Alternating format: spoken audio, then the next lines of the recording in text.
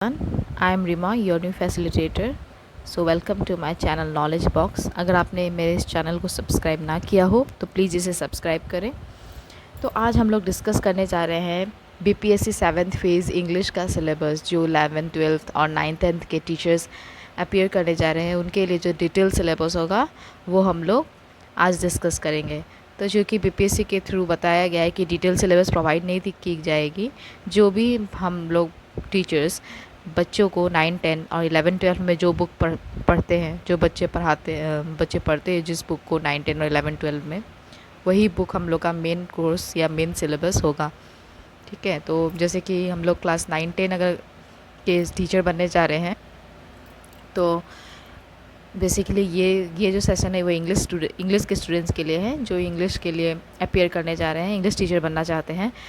तो इंग्लिश में बेसिकली जो 9, 10 के जो बुक्स हैं वही होंगे। तो जो भी अदर कैंडिडेट्स अगर इस वीडियो को देख रहे हैं तो वो भी अपना जो सिलेबस है वो इसके थ्रू देख सकते हैं। ये Bihar state text book publishing corporation limited के थ्रू हम लोग कुछ बुक्स के पे नज़र देंगे। वो बुक्स हमारे लिए बहुत ही इन्फ्लुएंशियल होंगे, जो कि बहुत लोग बिहार में रह रहे हैं उनके लिए बुक्स अवेलेबल है, जो बिहार में नहीं रह रहे हैं फिर भी वो बिहार के लिए जो भर रहे हैं, जिनके पास बिहार का रेसिडेंस है स्पेशली, वो अगर उनके पास बुक्स नहीं है तो इस साइट से वो बुक्स पढ़ सकते हैं। और फिलहाल हम लोग देख सकते हैं कि हमारे जो सिलेबस है उसमें क्या क्या है। तो इंग्लिश रीडर पैनोरामा है पहले हम लोग का। पैनोरामा में हम लोग देखेंगे कि क्या क्या इसका कंटेंट्स है।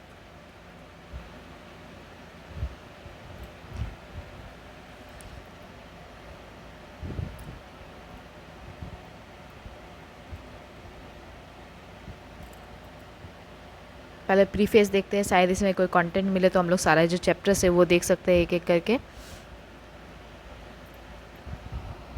तो ये जो साइट है ये एकदम एग्जैक्टली बुक के जैसा ओपन होती है इस तरह से, और आप इसमें देख सकते हैं। मैं जूम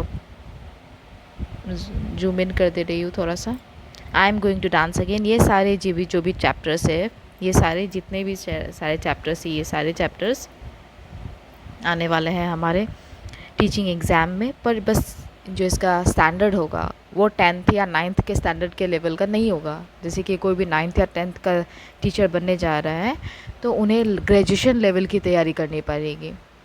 जैसे कि हम लोग जब ग्रेजुएशन लेवल में जब एग्ज़ाम्स देते थे उस टाइम जिस तरह का कॉन्सेप्ट हुआ करता था, हमें क्रिटिकल थिंकिंग हमें चाहिए होती थी, समरीज हमें चाहिए होती थी, उस टाइप में हमें प्रिपरेशन करना पड़ेगा। बेसिकली हमें क्रिटिकल जो एनालिसिस है चैप्टर्स का वो ज़रूर से ज़रूर करना चाहिए। तो देखते हैं कौन सा चैप्टर्स है इसमें। I am going to dance again, scaling great heights, saint Kabir, the eyes are not here, Ismat Chughtai, then the accidental tourist, saint Ravidas, Bharatipuri. तो यहाँ पे तो इतने सारे चैप्टर्स है। इसका सेकंड बुक जो है हम लोग वो देखते हैं। जो नेक्स्ट बुक है वो देखते हैं।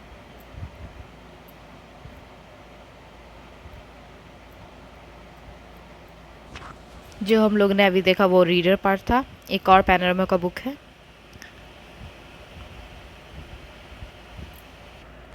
इस बुक में हमें पोइट्री एंड प्रोज देखने को मिलेगी। पोइट्री सेक्शन है और प्रोज सेक्शन। पोइट्री में हम लोग का है grand mother, then on his blindness, then blow blow thou winter wind, to daffodil sound, self introduction, I am like grass, Abraham Lincoln's letter to his son, teacher, and then the 3 prose part भी है, The Secret of Work by Swami Vivekananda, फिर Gandhi ji passion for nursing and with a photographer. तो ये सारे हैं हमें अपने syllabus में कवर अप करना है। पैनोरामा पार्ट 1 बेसिकली क्लास 9 के लिए होता है। पैनोरामा पार्ट 2 जो है वो क्लास 10 का होगा। चलिए हम लोग क्लास 10 के बुक्स को भी थोड़ा देख लेते हैं क्या क्या चैप्टर्स है। क्लास 10 चैप्टर वाइज है। चैप्टर 1 में चैप्टर 1 जनवरी नाइट है। इसके जो राइटर है वो प्रेमचंद है। प्रेमचंद मुंशी प्रेमचंद जिन्हें हम कहते हैं। ठीक है, तो ये भी हम लोग स्टडी करेंगे। तो जितने भी चैप्टर्स है क्लास 10 में, 9 में, फिर 11, 12 के, हम लोग एक 1 बाय 1 इसे डिटेल में स्टडी करेंगे। विथ क्रिटिकल अप्रिशिएशन उसमें रहेंगे, जिसके हेल्प से आप लोगों को जो भी 7th फेज़ का जो एग्ज़ाम होने वाला है बहुत ही ईजी हो जाएगा। हम लोग क्रिटिकल एनालिसिस इन सारे चैप्टर्स का, पोइट्रीज़ का, जितना भी हमारे प्रेस्क्राइब सिलेबस में है, prescribe syllabus in the sense जो 9, 10th, 11, 12 में जो प्रेस्क्राइब्ड है वो हम लोग कवर अप करेंगे। सेकंड चैप्टर हम लोग देख सकते हैं पैनोरामा 2 का है। ये रीडर नहीं है, ये बुक है जिसमें आप लोगों को चैप्टर्स एंड पोइट्रीज़ वगैरह मिलेंगी। Me and the ecology bit. तो इन सारे चैप्टर्स को हम लोग डिटेल में स्टडी करने वाले हैं। अब हम लोग देखते हैं 11, 12 के बुक्स। जैसे क्लास 9 एंड 10 के लिए हम लोग ने पैनोरामा पार्ट 1, पैनोरामा पार्ट 2 देखा था। पैनोरामा पार्ट 1 इन क्लास 9 के लिए, अब पैनोरामा पार्ट 2 क्लास 10 के लिए। वैसे ये रेनबो है क्लास 9 के लिए, क्लास 11 और क्लास 12 के लिए भी रेनबो प्रेस्क्राइब की गई है। तो इसमें रेनबो पहले एक ग्रामर सेक्शन भी है और मेन बुक भी है। तो पहले लोग मेन बुक को देखते हैं। ये जो बुक प्रेस्क्राइब रेनबो इंग्लिश, ये क्लास 11 और क्लास 12 बोथ के लिए, ठीक है।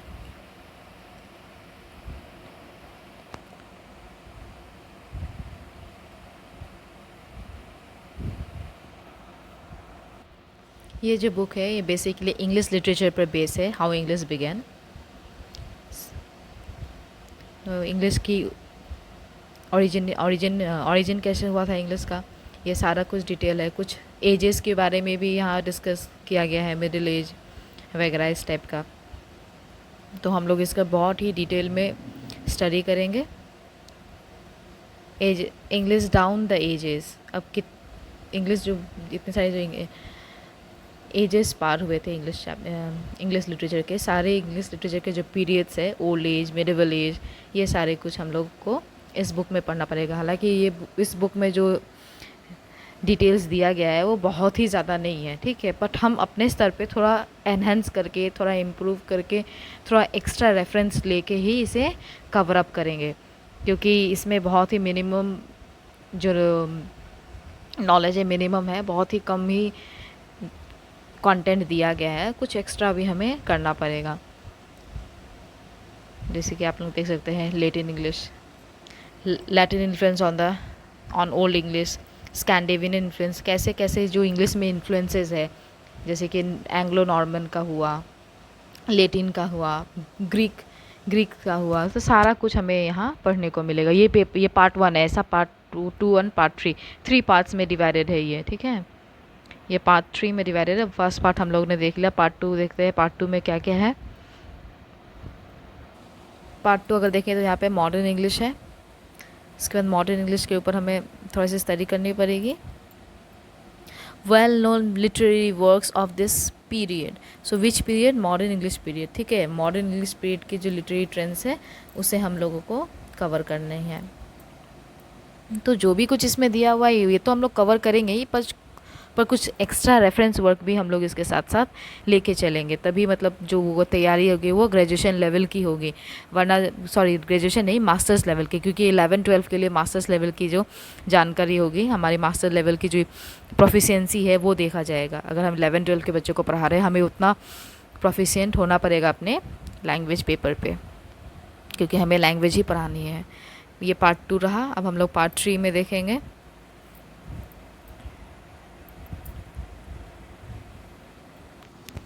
पार्ट 3 में हम लोग को स्टडी ऑफ इंग्लिश ड्रामा है। देन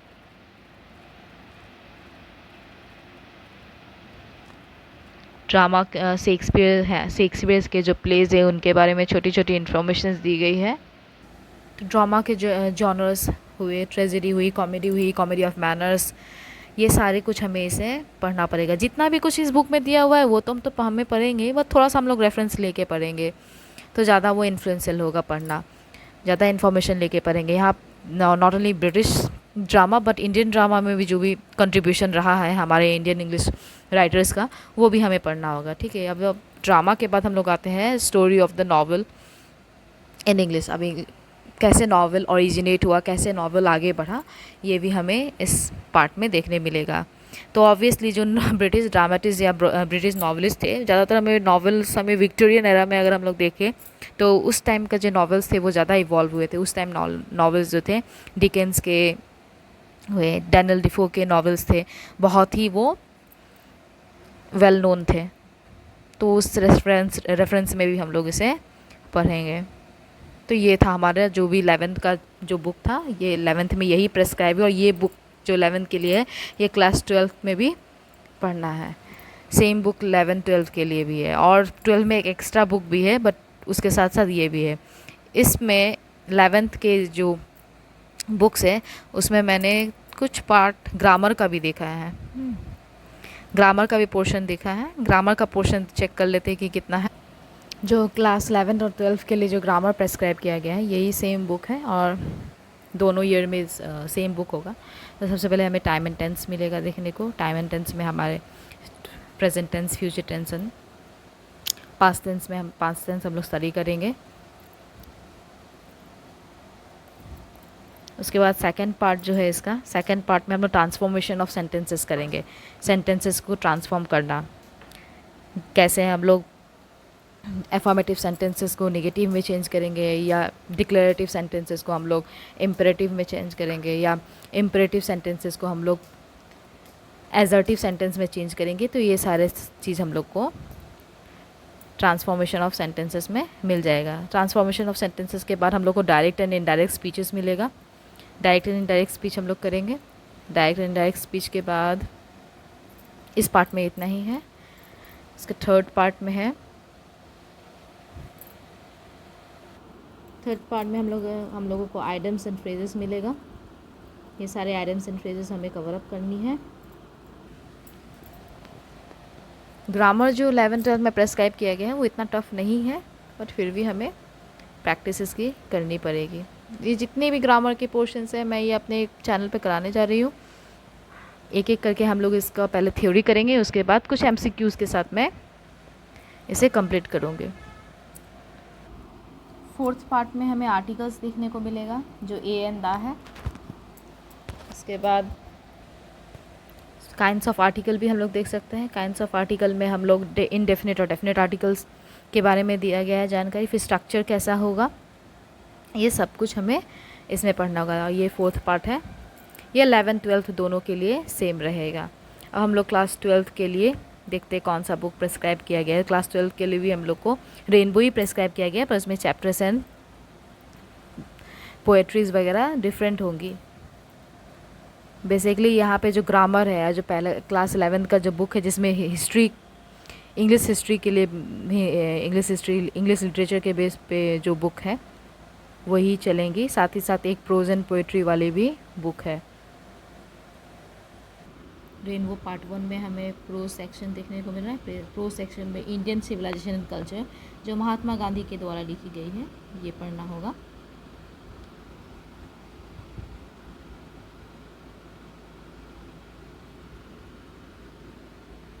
इसमें आपको ग्लोसरीज वगैरह सब कुछ मिल जाएगी अगर आपको ज़्यादा डिटेल में कवर करना है। अगर बुक को चाहे कितना भी आप एक्सप्लेनेशन को देख लें, अगर बुक को आप खुद से भी रीड करते हैं तो बहुत ज़्यादा बेनिफिशियल होता है। तो आप अगर ज़्यादा उसकी तैयारी करना चाहते हैं अपनी, तो इस बुक को ज़रूर रीड करें। खुद का पढ़ा हुआ ज़्यादा याद रहता है, तो वो बुक पढ़ना भी एक अच्छा बात है, क्योंकि एक टीचर से हम लोग ये एक्सपेक्ट करते हैं कि वो पहले खुद पढ़ें, वो खुद रिसर्च करें, फिर वो अपना टीचिंग प्रोसेस को आगे बढ़ाए।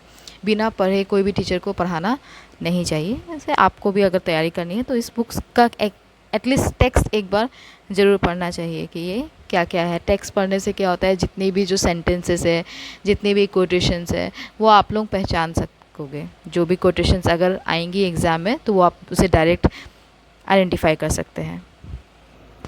सेकेंड चैप्टर, इसमें कुल मिलाकर ये सेकंड चैप्टर है। ये I have a dream by Martin Luther King junior, ये इन्होंने लिखा है। तो इस तरह से 9 चैप्टर्स इस बुक में है। Ideas that have helped Mankind, Burton Russell, ये बर्टन रसल के द्वारा लिखा गया है। उसके बाद एक और चैप्टर है, how free is the press, Dorothy L सायर्स। ये इन्होंने डॉरेथी ने इसे लिखा है। नेक्स्ट है हमारा India through a traveller's eye by Pearl S Buck. So ये भी एक राइटर ने लिखा है, इंडिया के ऊपर लिखा है। ये इंडियन राइटर नहीं है बट इन्होंने इंडिया के ऊपर लिखा है। नेक्स्ट, ये चैप्टर्स थोड़ी सी लेंदी है, कोई चैप्टर्स थोड़ा सा लेंदी है। इसे हम लोग कवर करेंगे, जितने भी क्रिटिकल एनालिसिस होगा हम लोग जब पढ़ते जाएंगे तब इसे क्लियर करते जाएंगे। इसके 5th पार्ट में हमें पोइट्री देखने को मिलती है। Sweetest love I do not go, ये पोइट्री है, ये जॉन डन ने लिखी है। सेकेंड पोइट्री इसमें है song of my self bye Walt Whitman. और हम लोग देखते हैं और कुछ। एन एपिटैफ है, वॉल्टर डे ला मैरिन के बाद उन्होंने ये पोएम लिखी है, N एपिटैफ।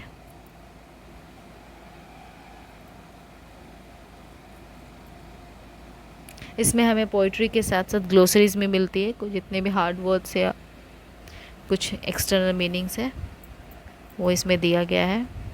The soldier by Rupert Brooke, एक और पोइट्री है द सोल्जर। एक और पोएम है टी एस एलियट के द्वारा लिखी गई है जो है मैकेविटी द मिस्ट्री कैट, एक कैट के ऊपर ये पोइट्री लिखी हुई है। प्रोज एंड पोइट्रीज़ के साथ कुछ स्टोरीज़ भी हैं और उनमें से एक है marriage is a private affair by Chinua. Then और कुछ स्टोरीज़ दी गई हैं। The ice age comet by Jayant V Narlikar, ये 2 स्टोरीज़ दी गई है।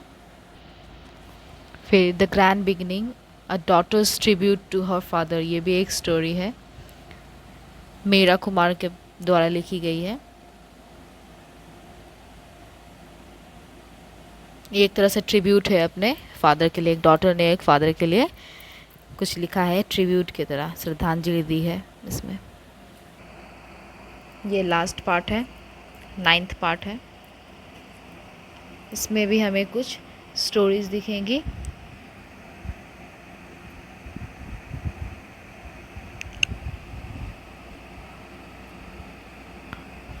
ट्रिक नाम से एक स्टोरी है लिखी हुई। इसके बाद कोल्ड वेव है।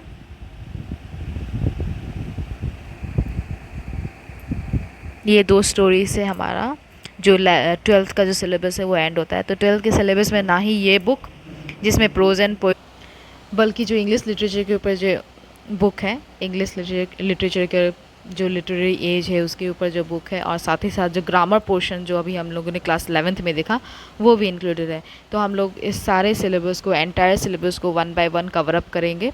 आई होप आपको ये सेशन अच्छा लगा हो। प्लीज़ अगर ये सेशन अच्छा लगा हो प्लीज़ इसे शेयर करें और लाइक करें। Thank you.